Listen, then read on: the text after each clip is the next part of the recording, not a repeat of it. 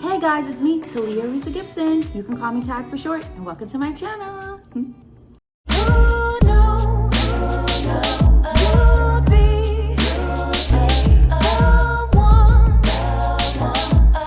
Like, comment, subscribe.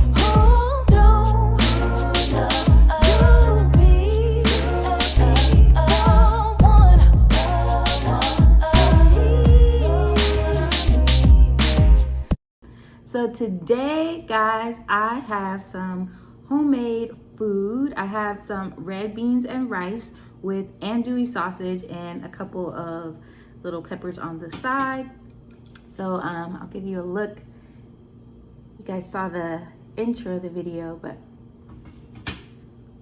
so yeah, so I meal prepped again for this week, and so this was the red beans and rice that I had a taste for. And so it's some white rice. I have the kidney beans, red kidney beans, and then I did the andouille sausage. And so there's like peppers, onions, seasonings, and all of that. So I like to use the dried beans that come in the bag that you have to soak. So that's what I did. I usually do like the quick soak where you wash the beans and then you put them in boiling water for in water until they boil, and then you take them off the heat and then you put a cover on them and you let them sit for an hour, sometimes 2 hours, and then rinse them off and then cook them. And so these took about an hour or so to cook after I went through that whole process. But yeah, so I'm gonna say a prayer and we'll get into it. Dear God, thank you for this food. Thank you for this day. I ask you to be with my viewers, keep them happy, healthy, and safe. In your name I pray, amen. Amen. All right, so I'm gonna get into this. So let me get a good bite on here. I don't wanna drop it. It's hot. Ooh, container's hot. It's a bite for y'all. Woo! Burn my fingers to give y'all a bite. Okay.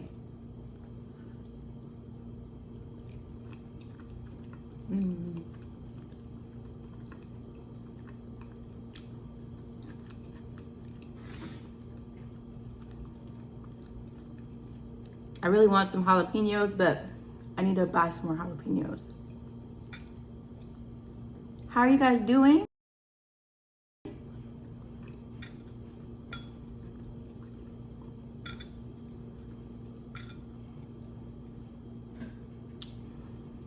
So the good thing about meal prepping is you can still enjoy foods that you like, but you're portioning them out for each day so that you're eating a decent amount without overeating.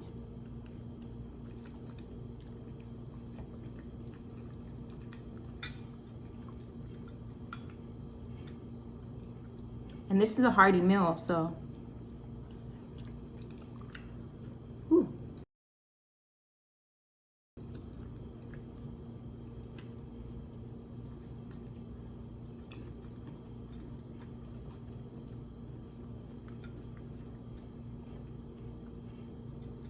This would be good with some cornbread. But if I did the cornbread, I'd probably leave off the rice.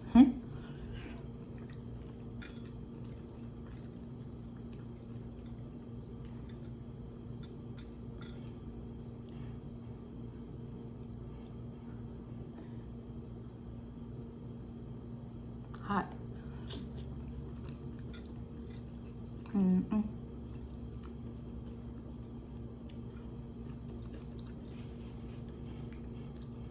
Do you guys like red beans and rice?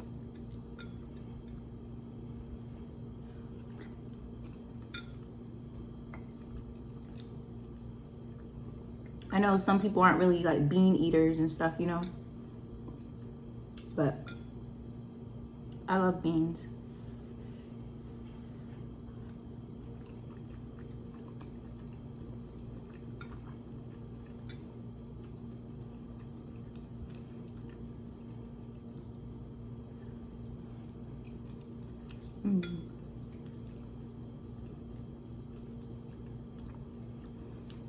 The thing about it with meal prepping, I know sometimes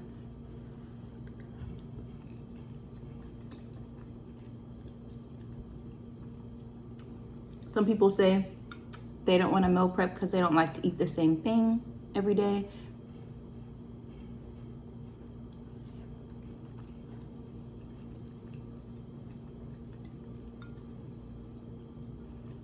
Which for me, if I make things I enjoy, I could eat it the whole week. But I understand people's perspective, you know? Maybe you can find like alternatives, or you could be creative. Like, let's say you cook chicken breast for the week, but you cook it so that you could prepare it different ways throughout the week, or whatever it might be. So like your protein, like if you prep that and cook that, then maybe throughout the week you can make it into different things. Like you could have chicken tacos one day, or like a chicken sandwich, or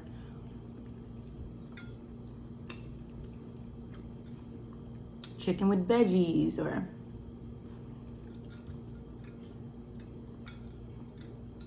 so I think there's a way to, you know, mix it up so it's not the same thing, if that's something that's needed.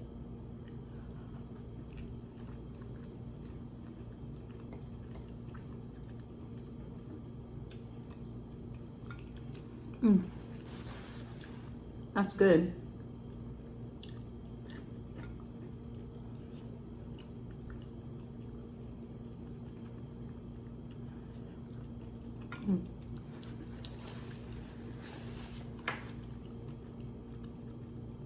That andouille sausage is really good.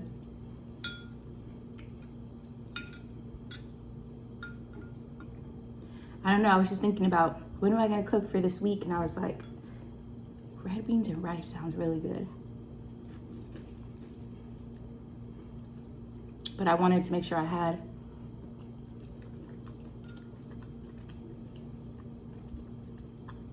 some kind of meat, so I went with the sausage.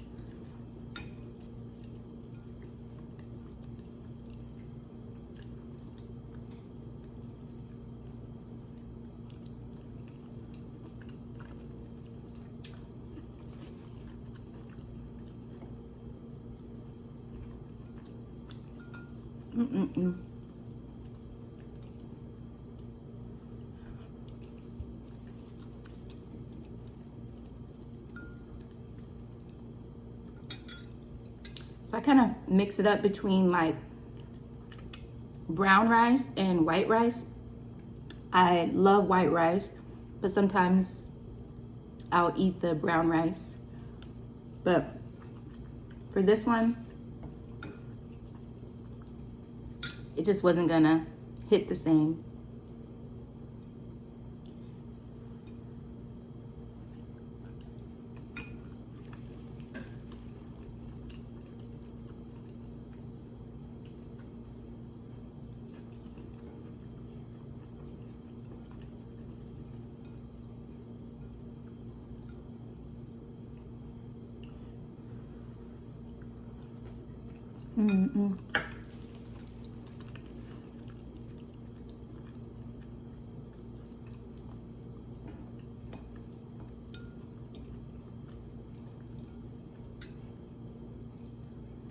So when I do have to travel for work, I won't be able to meal prep, but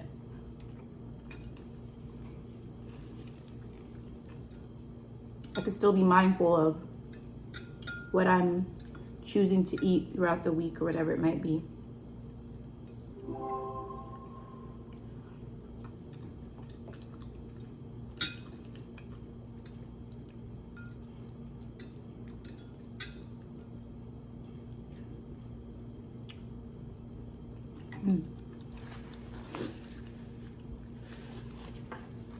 That's really good.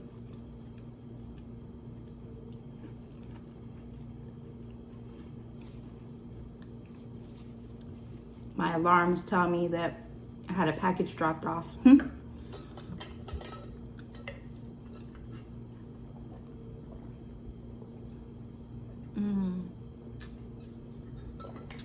Nothing like ice cold water. I have my cup by Negrita Smart, the author that I won these prizes from. This has the cover of one of her books, Grace Loves Her Neighbor by Negrita Smart. Really cute cup with her book characters on it.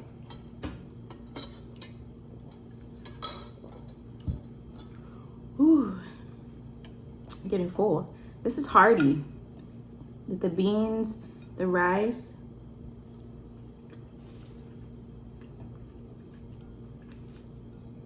And I only put like a third cup of rice in here.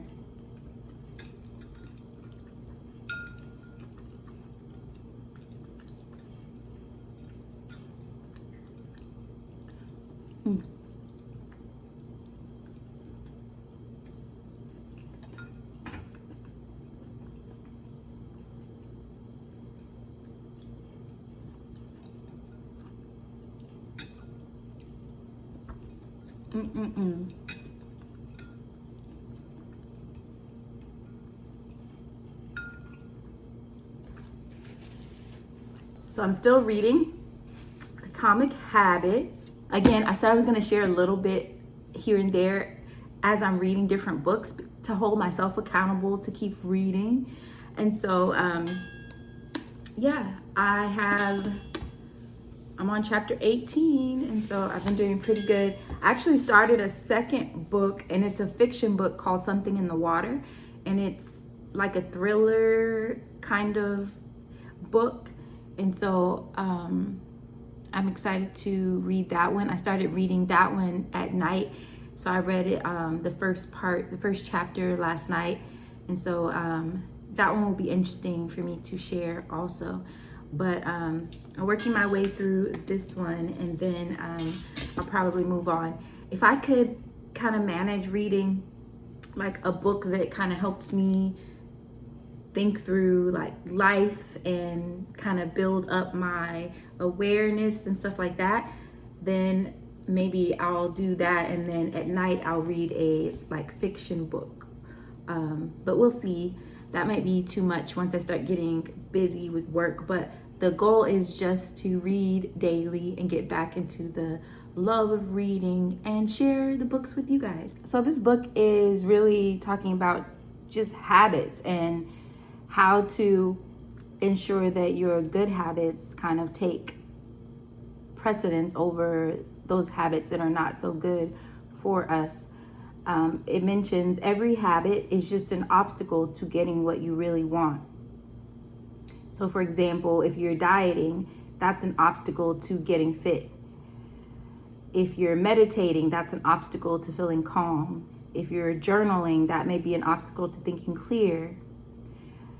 So it's really, you're wanting the outcome. You have to do this thing to get the outcome. So the habit is not what you really want, it's the outcome. But in order to get to that particular outcome, you have to establish the habit. So if I'm wanting to learn, for example, a new language, it's not going to just happen and I'm speaking that language. I have to actually build the habit of studying the language, which that's the obstacle, that's the hard part, that's the challenge. And so I find that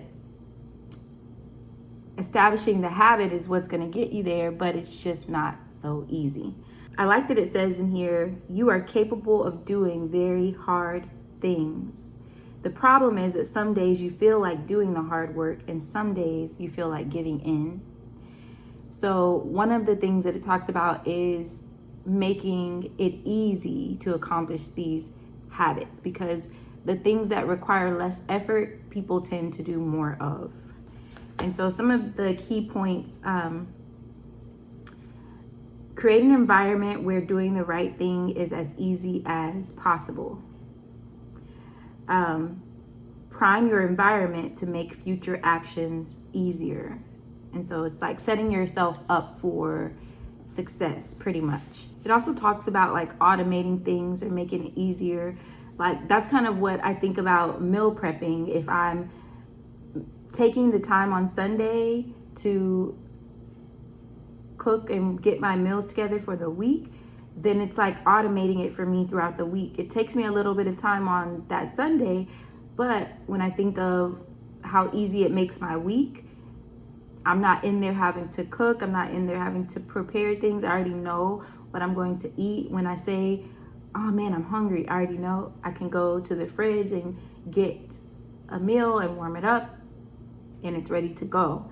So those kinds of things is just setting yourself up for success. If you're trying to get back to reading, then making sure that you have your books ready to go, or that you're setting it out where it's going to be visible as a reminder. Whatever you're needing to do to make it a habit. This last chapter that I read before I get to chapter 18 is just talking about making things satisfying, because we naturally want to do what feels good and what's enjoyable. And so just making things satisfying. What is rewarded is repeated. What is punished is avoided.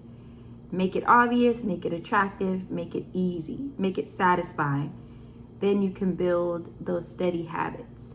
This will be the last thing that I share. It says, with our bad habits, the immediate outcome usually feels good, but the ultimate outcome feels bad.